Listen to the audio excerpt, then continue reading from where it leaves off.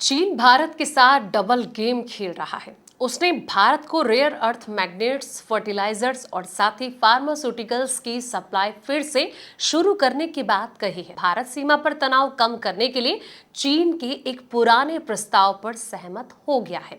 साथ ही दोनों देशों के बीच सीधी उड़ानें और कारोबारी रिश्ते फिर से शुरू हो रहे हैं। चलिए जानते हैं आखिर पूरा मामला क्या है।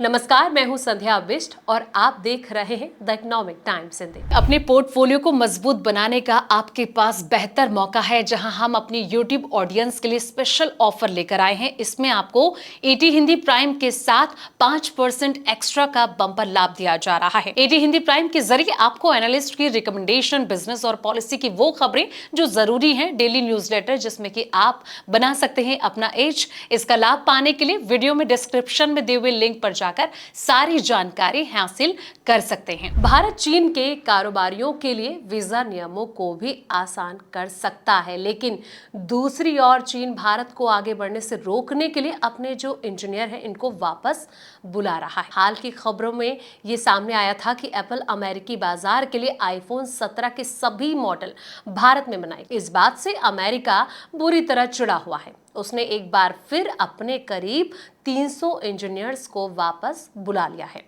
एप्पल के लिए सबसे ज्यादा आईफोन बनाने वाली ताइवान की कंपनी फॉक्सकॉन की एक सहायक कंपनी युजान टेक्नोलॉजी ने भारत में काम कर रहे लगभग 300 चीनी इंजीनियरों को वापस बुला लिया है। सूत्रों के अनुसार ये दूसरी बार है जब फॉक्सकॉन ग्रुप को ऐसा करना पड़ा है। ये ऐसे समय पर हो रहा है जब भारत और चीन के रिश्तों में कुछ सुधार देखने को मिल रहा है। इससे पहले 2 जुलाई को यह खबर आई थी कि फॉक्सकॉन को भारत में आईफोन बनाने वाली अपनी फैक्ट्रियों से लगभग 300 चीनी इंजीनियरों और साथ ही टेक्नीशियन को वापस बुलाना पड़ा था। हाल के हफ्तों में चीन और भारत के बीच रिश्तों में कुछ सुधार हुआ है। अमेरिका इन दोनों पर ट्रेड और टैरिफ को लेकर दबाव जो है वो बना रहा है, जिसके चलते दोनों देश करीब आ रहे हैं।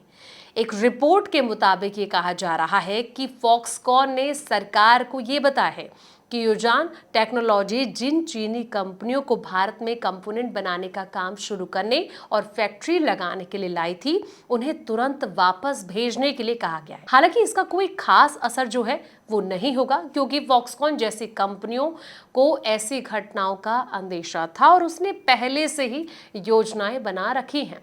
खास करके पिछली घटना के बाद से कंपनी जो है वो सतर्क हो गई है। सूत्रों का ये कहना है कि फॉक्सकॉन ने ताइवान और दूसरे देशों से इंजीनियरों को बुलाकर इस कमी को पूरा करने की तैयारी कर ली है। ये आने वाला वक्त बताएगा कि अब क्या स्टेप उठाया जाता है।